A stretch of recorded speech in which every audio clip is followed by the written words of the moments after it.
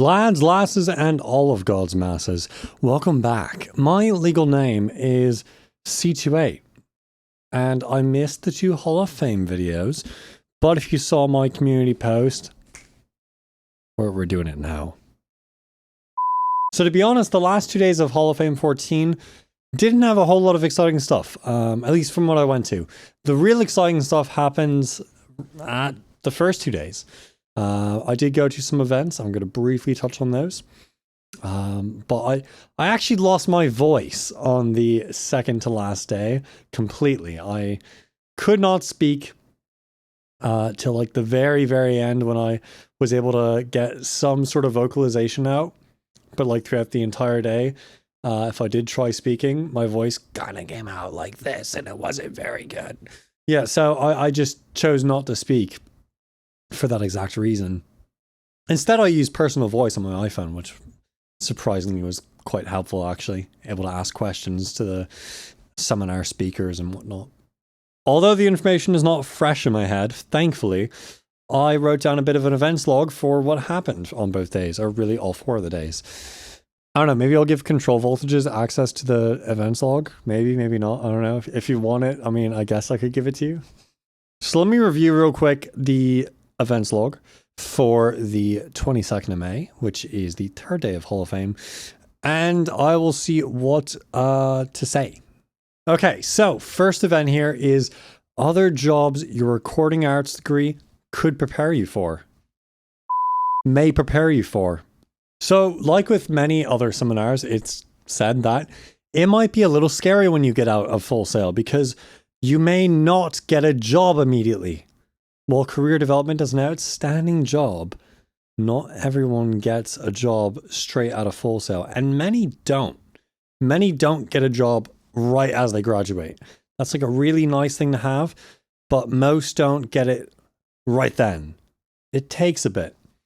So be okay taking a job at, like, say, just retail. If you have to work McDonald's, but get somewhere where you can have sustainable income while you do your job searching. Then once you get your job, of course, quit the other job and do that job. And surprisingly, while the topic at the seminar was other jobs your recording arts degree may prepare you for, it kind of just focused on the studio, which is the cliche job that everyone gets. So with all that, let's get into it. To start, first thing brought up is when you do finally get that internship, that final opportunity to get into the studio, and you're finally going to be doing studio work, you're not.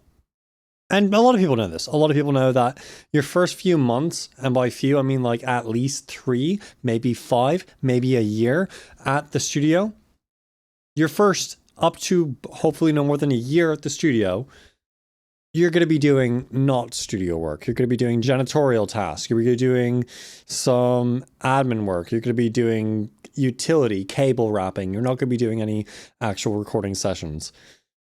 They're really testing out to see what is your mind like. It's an interview. It is a several month-long interview on your character to see if you're fit to work with the team. And everyone who is ever big or is big started that way. Now, there may be some exceptions, like, I don't know, maybe there's some big artist who's been doing stuff since they were young and their parent was a studio manager and let them get experience and whatnot, but even still, probably didn't immediately go into recording sessions, probably took a whole minute. So if you do go for a studio job, be prepared for that. Be prepared for, again, as many are aware, you're not going to be recording once you start. You're going to be making coffee, cleaning utility rooms, cleaning restrooms, acting as utility, wrapping cables, setting up sessions, maybe not even that. Then we segued our way into a talk about how to pick the city you want to move to. So this is something that was covered in Professional Development Seminar 1 for audio arts. That is your show pro people, your recording arts people. I think that music production might also take the same class, but I'm not too certain. But anyway, the first step of that is going to be going where the jobs are. So where are the jobs? Well, the jobs are going to be primarily, if you're doing studio work, they're going to be in LA, they're going to be in Miami, and they're going to be in New York. LA's more for post-production studios, but there are, of course, standard recording studios, artists coming in, big artists even. Of course, LA, you know, Hollywood's in that general area. So big people live around there. And have yourself like a good 6 months of safety income if you can. Again, another reason, just get a job, any job. Work retail at Macy's if you have to. Just get something so that as you're job searching through the city, trying to find that studio job, you don't go homeless. And give the city some time, maybe a year or so. If it doesn't end up outstanding after a year, maybe that's a hint. Hey, things aren't really going to go uphill from here, are they? Maybe you should try a different city. Which sucks, because it's pricey to move. I think the only non-recording studio job that was brought up was being a radio engineer. Just working at a radio station. That was pretty much it. We talked about studios, personal studios with freelancing, and radio stations. So I think maybe this seminar could use a different name. We didn't really talk about different jobs that your recording arts degree could prepare you for. But really good information still. A lot of it information that I've already had from previous seminars. So perhaps for someone who hasn't been to the seminars I've been to, it's more helpful because they're getting more new information. But back to the studio stuff, of course, because we kind of stayed there. The politics in a studio are very complex, and you're probably not going to know what the heck's going on. So, because of that, treat everyone with the most incredible amount of respect because you don't know who that person is. Some rando you think is a complete jerk, just complete terrible human. Like, why are you being so mean to me? Maybe that's like Beyonce's producer. Oop. Not saying Beyonce's producer is like a terrible human being. More so saying I don't know who this person is. So, if you do happen to bump into Beyonce's producer and the producer's not being outstandingly nice to you, if you don't know this person, especially if you don't know this person, treat them with outstanding respect. Now, if you do realize who they are, I'll probably still treat them with respect. Basically everyone. The easiest thing to do in a studio is get kicked out. That's the easiest thing you can do, is get kicked out. So don't get kicked out. Easiest way to get kicked out is run your mouth when you shouldn't be, say the wrong thing with the wrong person around, and suddenly you're not working there anymore. Or you've just lost your internship. Or, even worse, you get blacklisted. That's a thing that can happen, is you just... word of mouth spreads, bad word of mouth for you, and people don't want to work with you anymore. Because someone that they work with told them, hey, this person is awful, don't work with them, don't hire them. No. Could be anything. Could be... I mean, one of the things that I think is more common is an engineer commenting on the quality of a performance or a creative decision. Don't. I hope many of you who are recording engineers, mixing engineers, general studio engineers cringed when I mentioned that. Just we should know that's not a thing you should be doing. No. But it's a thing that's harped on a lot in Full Sail. So I figure it's a big issue in the industry that, and it's again harped on here at Hall of Fame, that people sometimes run their mouth and a little bit more than sometimes, and more than sometimes it gets them unhired. So pretty much treat everyone like your boss regardless of what level they are. Job interviews, for instance, like that interview starts the moment you enter the door. The secretary you're speaking to, they'll talk about how you were. If an internship is an interview, then every single person is your boss and is your hiring agent. Don't mess up this several month long interview. And last few little bits here are the studio is kind of an intimate room. It's kind of a space that is meant for the producer and artist to just kind of sit down, relax if they're mates, just, you know, have fun, chat. But it's not necessarily always this high business environment. So people will be having fun in the studio, having some casual conversations. You need to be a vault about that. Don't post on social media, oh my goodness, I was in the studio and Jay-Z was there and he was just like having some crack with this person and they were laughing and this and they were talking about blacklisted. Don't do that. Instead, do not that, and don't talk about what you see in the studio. What happens in the studio stays in the studio, unless of course there's like a really severe, like awful, terrible crime, like a violent crime. Like I saw Jay-Z beat the lights out of this mixing engineer that came in, and I was just, ooh, that's bizarre. Report that. Hopefully Jay-Z doesn't do that. I doubt that he would, but you know, you don't. You never know. Things could happen. Hopefully they don't. And tailing off of that, it was said that the most successful people always view their job as serving. You're serving a product. No matter what you're doing in pro audio, you're serving a product. You were serving. You're in the business of serving people. So be pleasant. Customer service goes a long way. I know I said last thing, but there is actually one last thing I overlooked. Don't ask the same question twice. Is the last little thing I wrote down is learn from your mistakes. And when you show that you can learn from your mistakes, people appreciate that. If you ask someone, shoot, how do I route the input-output stuff in Pro Tools? And they show you how to do it, and then you got it done. You shouldn't be asking the same question tomorrow. You should get it figured out because they just showed you how to do it. Not a whole lot of room for error in this field. So when you do happen to make mistakes, make them once. And up next, we have another seminar. So I think there's 3 seminars in this day. I'm going to try to rush through them here because there's like so much stuff. 2 days worth of video logs. And the last one I uploaded was an hour long. So, I mean, statistically, this video is going to be 2.5 hours if I do everything, which is wild. I don't want to have to edit a 2.5 hour video. Can I stick to an hour or less? That'd be great. I'd really like that. So, Mark, fellow that previously used to work at Activision, is a very, very pro sound designer and gave us some tips. One of the main tips is, hey, practice. How do you practice? Easy. Strip some footage from like a game. If you have like a PS5 or something like that, you can just record your gameplay and strip out the audio, make your own audio. And don't do something crazy. Don't go for like a minute of gameplay. Don't go for like a whole trailer. No.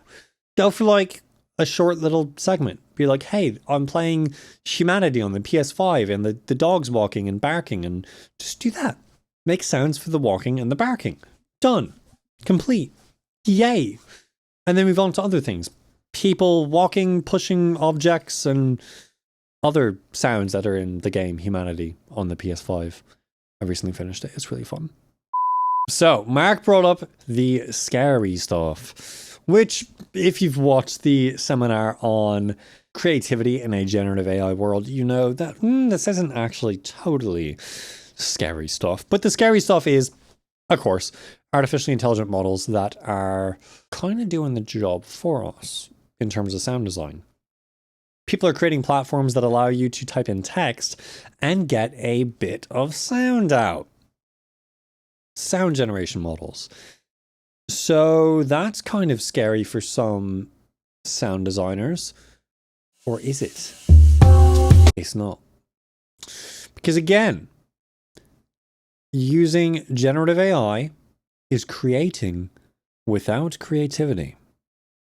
So these things tend to fail at fantasy sounds. When you have someone who has like an ice spell, they're casting in the new Elder Rings game, whatever that was the most pathetic sound. I'm not even gonna make a sound, but like they're doing stuff like that. Yeah, try describing ice magic spell casting and see what kind of audio results you get. They're going to be pretty bizarre. But you know what's going to do super well? A door. It knows what that sounds like. It can do a door. So maybe these will take over fully, but fully only for sounds that exist, not sounds that don't exist. So I feel I'm probably safe in terms of synthetic sound design, where I'll be doing a bunch of, fun sci-fi stuff with the synthesizers and whatnot that I use. Probably safe there, because it still takes a human to be creative and be like, hey, what if I did this and do something stupid that ends up being brilliant? AI systems don't do that quite yet, and they maybe never will. Another big thing is, if you're going to be a sound designer, don't be just a sound designer. That is a great way to get screwed in the industry. Is if you do just one thing and you do that one thing very well, that's great. The second that's not in demand, you're useless. So do other things. If you're a sound designer, you should be good at other things, being able to actually implement that sound into video games. Download Unreal Engine and try to understand, or maybe just understand, how you actually input the audio there. Imagine being able to say, not only do I make sound, but I know how to put the sound in the game, and I know how the rendering engine operates with the audio. I know all this stuff because I've had experience with it. That's going to set you apart from others that don't have that experience. And the fun thing in sound design is people are generally just looking for a standard or broadcast WAV file. So they don't really care what DAW you use. If you're doing TV or film, you're going to be almost always using Pro Tools. It's Pro Tools, Pro Tools, Pro Tools. It's almost never anything else. Maybe Logic, but like you're not going to be using FL for a movie. You're not going to be using Ableton for a movie. If you do that, I would love to hear about that process, because that's interesting. But generally, no. Post-production studios don't do that. It's going to be just Pro Tools.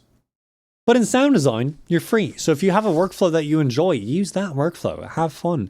Go to different DAWs. See what they enable you to do. See the creativity it gives you. I know, like, certainly between Pro Tools, Luna, Logic, and Ableton, like, mad differences in the workflow. Maybe not so much between Luna and Pro Tools, but like a bit. Certainly the console emulation stuff. But give yourself the freedom to be creative, because that is an opportunity you have. I think that's good enough for this event. I'm definitely speed running some of these things, but I just want to give you like footnotes. Just like, here are some things that are good to take away, not just giving you the whole seminar. Similar to what I do with my classes, but more so. So next one is a seminar on transitioning from military to the industry. So we had a few individuals who were veterans and full sail grads who are now in the industry, and, well, you can kind of guess what the talk was about. And surprise, surprise, another very similar topic came up for a fourth time, I think, at Hall of Fame, is get a job somewhere else before getting your job in the industry. You've heard it this many times. Hopefully it clicks. Work at Macy's, and then as you're at Macy's, apply for jobs where you want to be. Support yourself, so you don't just go crazy and you move to LA jobless and you're like, okay, studio, please hire me. And like, yeah, sure, we got a 6-month interview process with the internship and we don't pay you. And you're just screwed. Work at Macy's. I'm just saying Macy's because it's like a retail store that's popping into my head, but if you want to work at like an Aldi or a Lidl or a Tesco or whatever, I don't mind. It doesn't affect me. But if I could get a brand deal with those, and it could affect me, I would like that. Just saying. Tesco, Aldi, Lidl, Dunnes, Subway, Wendy's. I don't have a whole lot of notes here, but I think I have good notes here. So let's go into them. Now that you're not in the military, you have the benefits of non-military schedules. Meaning, you can take care of your physical health way, way easier. Sleep. Get sleep. Oh my goodness. Get sleep. There were quite a few times in my service where random things pop off and it's like, hey, sorry, but you have to stay at work an extra 4 hours. And then you end up pulling like 20-hour shifts eventually. Like you can doing some crazy stuff. Of course, we usually work 12-hour shifts, so like very few jobs go more than 12 hours generally. I suppose I have only ever worked the one job, so I don't know what the actual numbers are in terms of how long people work, but long, typically very long is what it is. And now that you're not working those insane hours of like 12 plus hours, you can take time to sleep. Yeah, do that. One of the panelists brought up a very great quote here. Pick the problems you want to have. No matter what you're doing, you're going to run into problems. So pick a job that's going to give you problems you enjoy solving. Do you enjoy solving mechanical issues? No, don't get a mechanical job. Do you enjoy solving technical issues with routing and signal flow? No, then don't get an audio job. But if you do, then do get that job. It's a very straightforward but brilliant thing to say. Pick the problems you want to have. And you'll be good. You'll be set. Another great thing, fear is like fire. You can cook your food with it, or you can burn your house down. So use fear strategically in order to direct your focus towards something. If you've got like 2 days to finish a project that's worth 20% of your class grade, then use that fear not to stress yourself out and like stress eat and distract yourself with video games. No, instead, use that stress to speed up your process of making YouTube videos and maybe like get your project done tonight. And finally, as with a lot of these creative fields where you are freelancing, a lot of people don't have portfolios. Your portfolio is the last project you've worked on. I am not saying don't make a portfolio. I'm going to right now say the opposite. Do make a portfolio. But you might end up just not using it. But it's good to have. Because the last thing you want is someone to say, hey, can I see your portfolio? Yeah, let me build it real quick. That doesn't look good. But it's really nice when, hopefully if you did a good job on your last project, they're just like, yeah, tell me some things you've worked on. What's the most recent thing? And you just tell them like, oh my goodness, I love that thing you're hired. That's nice. That's really nice. Well, that's enough with the transition from military life to industry life seminar. On to the last one, which was with Ashish Manchanda and Carton Lin. So we got our Hall of Famers here explaining mixing and mastering at the same time. I'm going to be honest, I didn't get a whole lot from the seminar. I don't think I understood what was happening.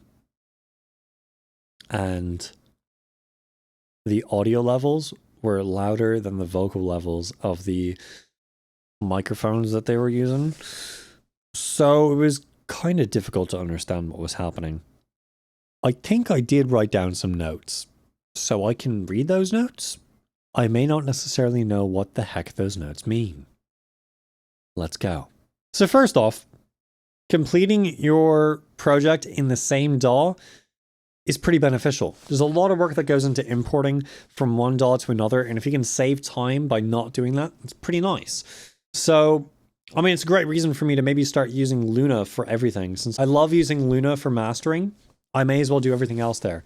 I don't really like using Logic for mastering. It doesn't have the best workflow for that. Okay, correction. I just updated to Logic Pro 11. It's not that the workflow's better, but they do have a new tool now where Logic can intelligently master your track for you. I know, doesn't seem like a good idea, but I don't know, I'll give it a shot, see what it's like. If it's good, I'll maybe consider kind of using it somehow. If it's not good, I probably will not use it again. I really like being able to use the audio extensions that Luna has. Pro Tools is good for mastering. But again, it doesn't have the extensions that Luna has. So I want to use those extensions to saturate the mix and just give it some like added character and flair. So I may as well mix in Luna as well. I may as well produce in Luna as well. We'll see. Luna recently added MIDI, so now that MIDI is in Luna, I don't have any excuse not to use Luna. One of the things that was brought up was kind of the opposite of what's actually taught in classes, but I'll bring it up here. Your job is to use the DAW, not understand the DAW. It was put in this way. You may drive a car. You may also not know how the heck that car works. Yeah, there's an engine. Yeah, there's cylinders. Yeah, it has like explosion things happening that move stuff. What's that random wire do? If you know how to operate the vehicle, that may be good enough. If you know how to operate the DAW, that may be good enough. I don't necessarily fully agree with this. But I'm just passing what was happening in the seminar to you. And if you understand a bit of old school stuff, analog workflows, mastering is going to be a very straightforward process for you, because a lot of mastering is just doing the same stuff people used to do on the consoles and doing that in a more digital way to now get the same or similar output, which is why a lot of people will just master on analog stuff. There was a process that I wasn't totally familiar with that kind of looked like an audio syn when I first saw it. I was like, are you serious? What's happening here? Let me show you the image that the image of what I saw here. It was this. You're seeing what I'm seeing? That's a lot of clipping. But apparently on purpose. So this is not a technique I was aware of, but apparently if you do clipping the right way, you can use a clipper plugin that will deterministically clip your audio. So technically you have control over this clipping to sound a certain way. I'm not familiar with this, as you can see from my facial expressions. But one of the plugins that was recommended was Gold Clipper. In fact, one of my mates, Priel, uses it and never told me about this thing. Maybe probably assumed I already understood what purposeful clipping is. I don't. Stuff I still need to look into. Another one is Oxford Clipper. That was also brought up. But so I guess shout out to those two. But that's an interesting technique that I'll have to look into, is intentionally clipping tracks to do something.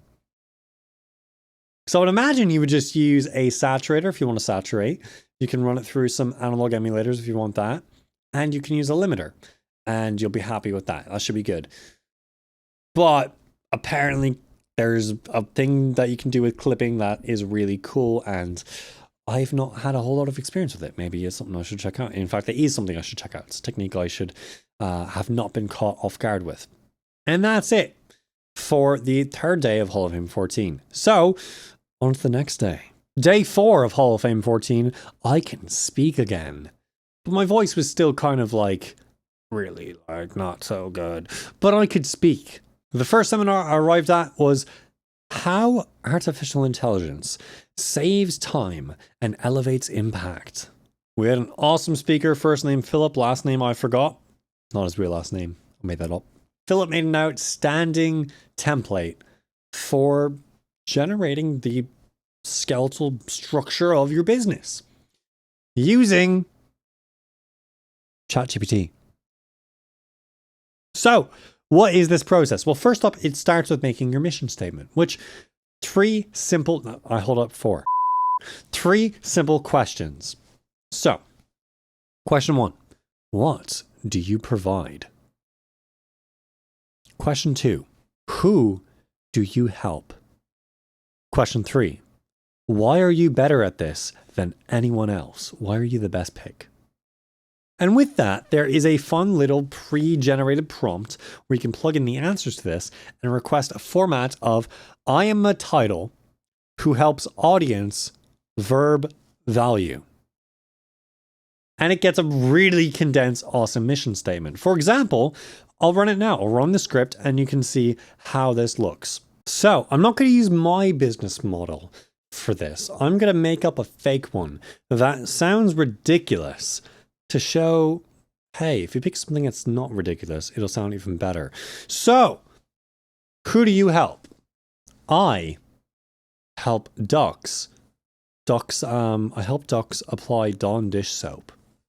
What service do you provide? I provide Dawn dish soap application. And why are you better at this than anyone else? Because I take the time to get to know the duckling. I truly understand the wants, the needs, the desires of this duckling at their core to give the duckling the best service possible. And finally, we get this. I am a duckling care specialist who helps ducklings by applying Dawn dish soap with personalized care. That's a fancy way to say I clean ducklings with Dawn dish soap. So try it out with your brand. Try it out with your stuff. I'm going to speak verbatim the prompt here, and you can use it. I'll paste this in the description as well, so you can use the same thing. Using the following information, comma, please create a concise and powerful brand sentence in the format, colon, half quote. I'm a bracket title and bracket who helps bracket audience and bracket verb and bracket value and bracket full stop half quote. Ensure the sentence is succinct and impactful. Infer the appropriate title based on the provided information. Who do you help? In parents, audience, colon, your answer. What do you provide? Question mark. In parentheses, verb, colon, your answer. Why are you better than anyone else at this? Question mark, in parentheses, value, colon, your answer. And then you press enter and then you get what I just got. Philip went through a full toolkit that had all sorts of other things, from building your logo to finding the color palette you want to use and so many other things. And how when you work with Adobe Express and the generative AI features that it has, you can work way faster than usual, which is a great example of these generative AI systems are not going to replace you. In fact, if anything, they're going to accentuate the reason why we need these creatives in our world. People who know how to take advantage of these tools to the extreme. Pro is going to have a lot more ideas on how to go about doing their job than a not pro. And someone who has the experience already of working in this field is going to have a pretty good idea what they're doing. You can make stuff, but still you're working with your creativity, not their creativity. You're paying for the creativity of the individual when they use these tools to give you a product, not the work of the product. But of course, you do buy the product from them. But you get the point. There was a cosplay contest as well going on during Hall of Fame 14 on the last day, and I have no photos, no media, nor did Full Sail post any videos on their YouTube page with any of this stuff. So just kind of, I guess, look for cosplay contest, Hall of Fame 14 Full Sail University on social media and maybe find something. Good luck. Anyway, I dressed up as like a Arasaka suit from Cyberpunk 2077, put a fun little integrated circuit chip thing on my temple, like a neural interface or whatever. Anyway, did some fun little cyberpunk looks to accentuate the already cyberpunky look of the suit. After I went to prejudging for that, I went to a seminar called Launching a New Business. So, pretty important one to go to. And honestly, a lot of the topics, again, were covered by other seminars. So I don't have a whole lot that I wrote down. So as it was said previously in the other jobs your recording arts degree may prepare you for, expect the road to be bumpy. Expect when you start your business, things are going to be bumpy. It's not going to be stable. It's going to take some time. Wait it out. And when you do start your business, focus on being really good at one thing and then branch out. So unlike what was said in the sound design seminar with like, be good at many things. Don't start as good at many things. Get to good at many things. It's good to start with one thing that you're solid at and then branch out. But don't stay stagnant on that one thing, if that makes sense. And the best way to find what your career is think about this. What is a hobby? A hobby is something you enjoy. So what's a career? It's something you enjoy and something someone needs.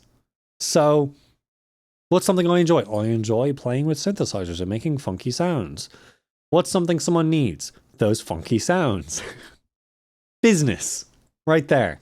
What's something I enjoy? Mixing audio stuff around and using funky little plugins and whatnot to make a really pristine audio soundscape. What's something someone wants? An audio soundscape. Perfect. Business. So maybe what's something you enjoy? Playing PS5. What's something someone needs? Maybe not you playing PS5, but there are other things that you enjoy that people need or want. Next big point here is follow the path of least resistance. Don't go looking for crazy clients all over the place, jumping from one to one to one to one. See if you can get reoccurring clients. Think about how can your job be something you do again and again and again for the same person.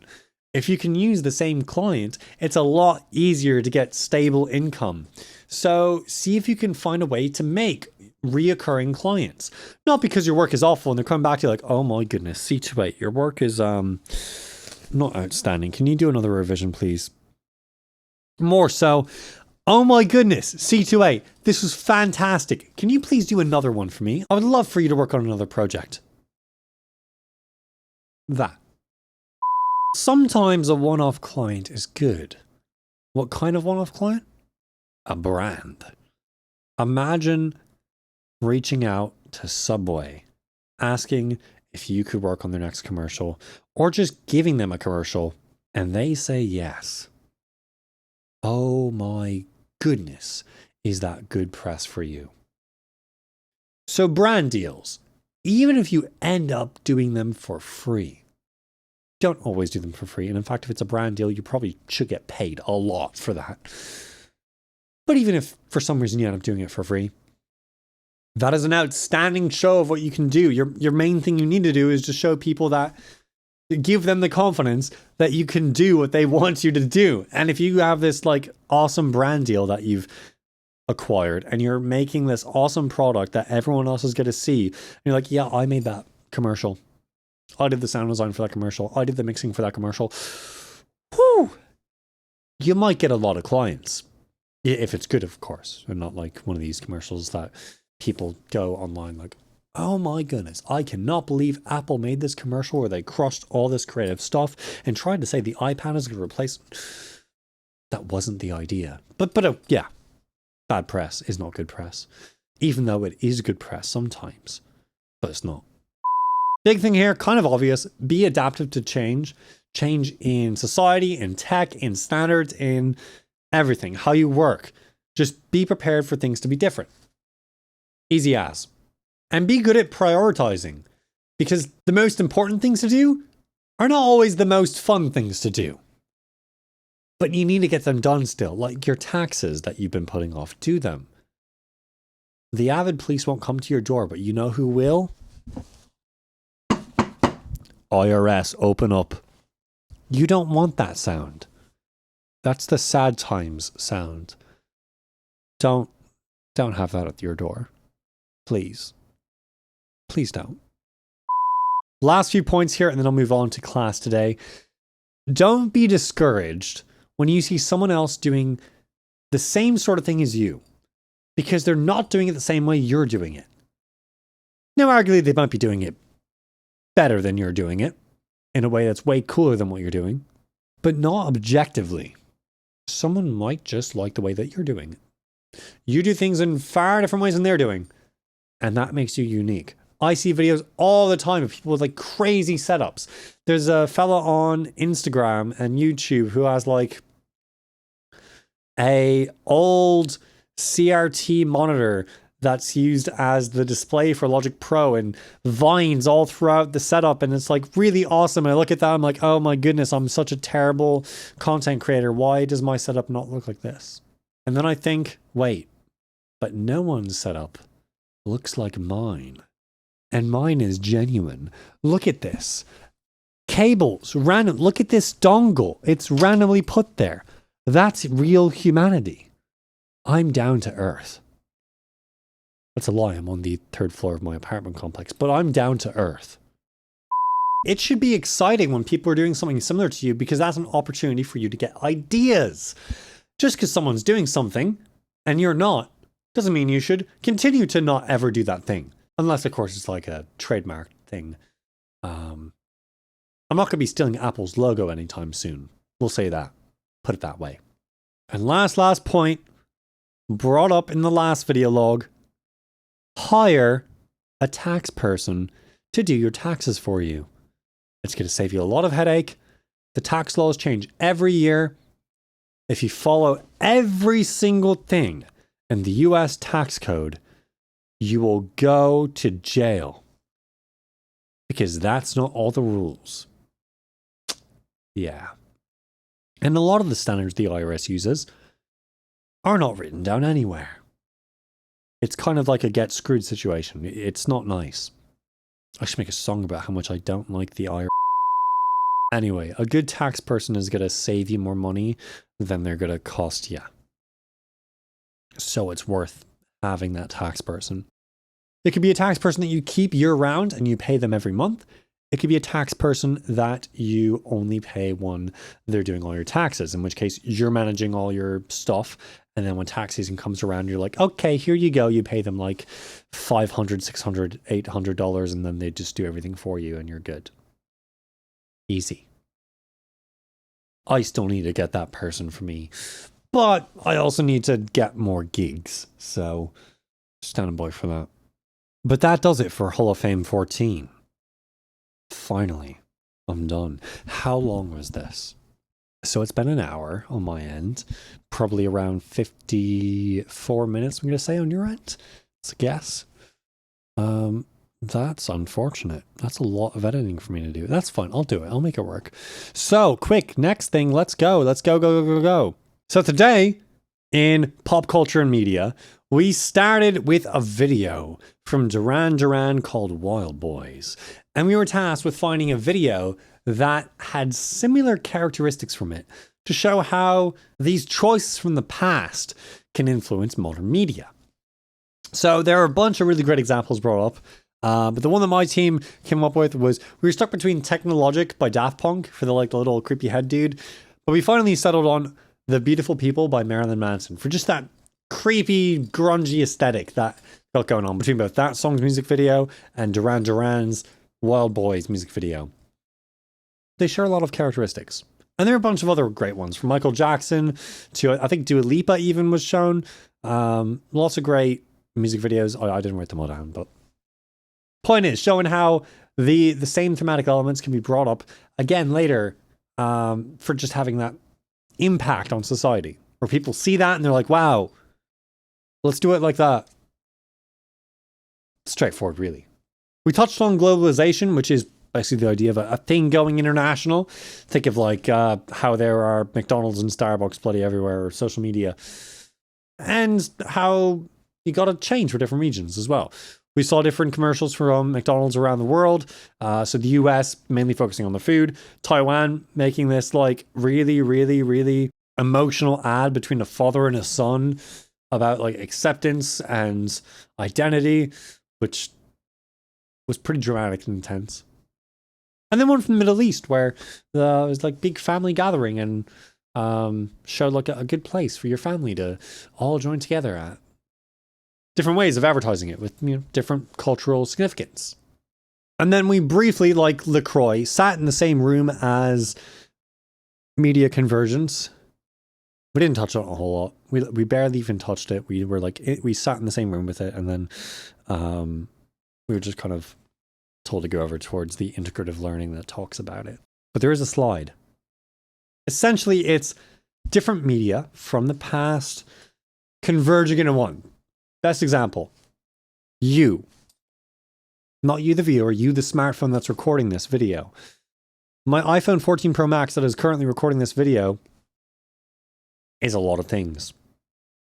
It's a cellular communicator. It is a entertainment device. It is a camera, video recorder, Wi-Fi hotspot, and like so many other things that in the past would have just been one item each. And now it's one item total.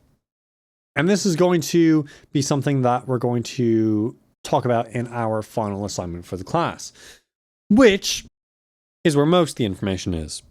Lots of different assignments for this week, same as the other weeks. The main one that's worth 20% of our grade is due in 2 days. So I got to get that done. It is the 4.8 assignment, Pop Culture Highlights.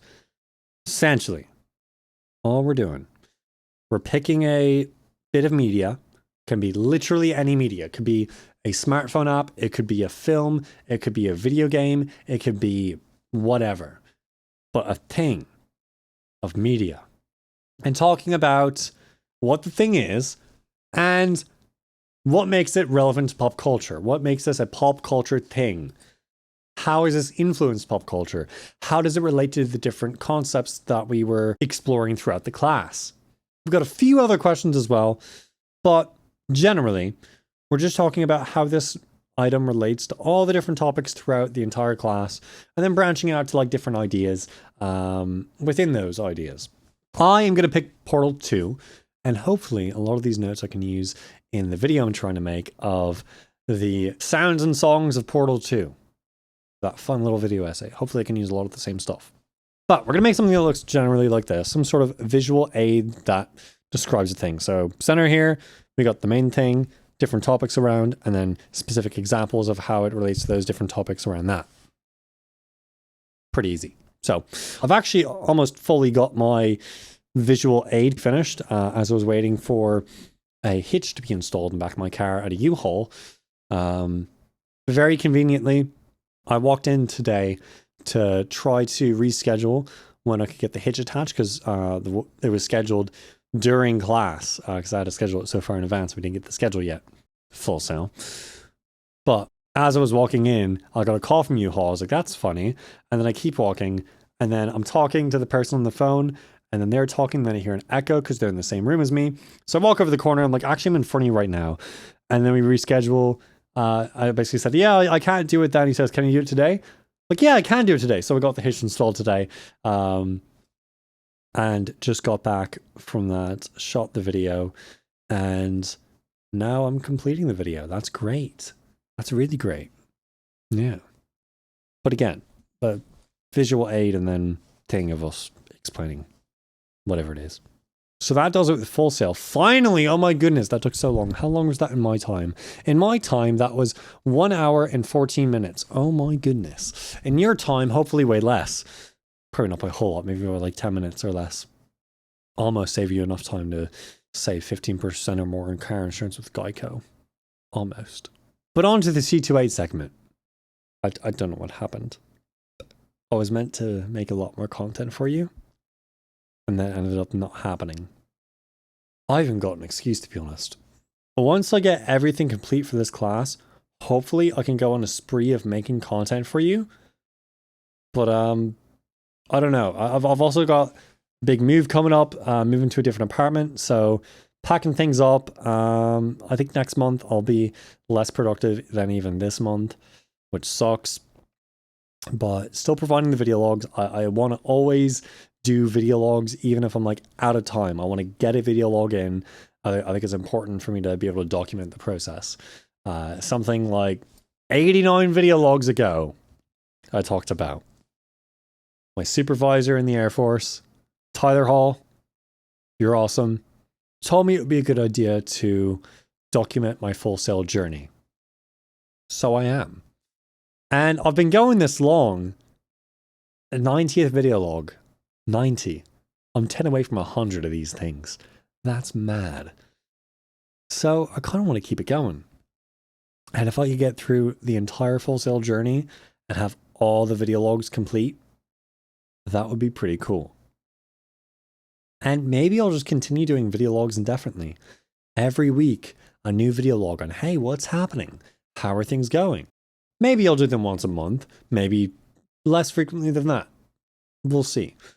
But these video logs are like a child of mine that I've just created, that it started with me just putting my camera up on the matriarch, hanging like on the phone stand thing on the cutoff filter, and just filming and uploading. Very basic. And it's expanded into this like way bigger production where now I'm using a microphone and we got way better audio, proper video setup, lighting. So it's improved. I'm excited to see how it improves further. 90 more video logs from now, maybe it'll be even crazier. We'll see. But the best way to improve as a content creator is to create content. And that I've been lacking on. So I have no excuse. I need to make more content. And not these video logs. I need to make actual C28 music content. Hopefully I'll be able to make more videos of me mixing and mastering the songs for Lost Melodies and Unloved Timbers Volume 2. Maybe I'll just do some general sound design stuff. We'll see. But I will try my best to get something out within the next month. So despite how chaotic, clunky, maybe a little bit awkward this video was, I hope you enjoyed it. If you did enjoy it, you can subscribe. And YouTube will happily give you more content like this from myself and other creators, which is very fun. And if you super enjoyed it, you can join. Become a Control Voltage, where you will get access to behind the scenes content, early access to videos, access to the Discord server where all the Control Voltages and I chat, and some more features down the line that you'll have access to. If you have any questions or comments, you can of course leave those in the comment section below and I'll get back to them. And I will post your comment around the space I'm in, if it's a really awesome comment that people should be seeing. Such as this one by Luke Roberts, which I absolutely will do and actually have done. I got 3 videos on the back burner right now. I need to edit them, but they're going out eventually. Even this video is going to take some time. I'm probably going to actually edit this video tomorrow. So even Control Voltages, you'll be getting this late. Sorry. But that's a fun idea. And it was done. And it's brewing right now. We'll see how it goes. I'm going to be doing the process for that video a little bit differently than the other videos. And I'll bring it up as well in the video, I think. But in the other kombucha videos that I made, the full long-form content videos on kombucha, I split them into 2 parts. I split it into the creation day and the bottling day. That's strange. It should be one video, shouldn't it? So yeah, it's going to be one video. I already shot the video of it being created, and I'm going to stand by for maybe like a week, 2 weeks later when it's actually done. Bottle it, show that, taste test it, show that, and then edit the full thing together and give you the full process. Much better. And I think I'll document the process of it brewing as well. That's just such an obvious thing, is instead of putting it into YouTube Shorts exclusively where you see the process there, which I've been lacking on there too. Show the process in the video. Show day by day what it looks like. That's obvious. So I'll be doing that. So good things happening around C28 music. Good comment. Definitely went into a lot of speaking stuffs. So, yeah. I hope you all take care of yourselves. God be with you. And goodbye, YouTube.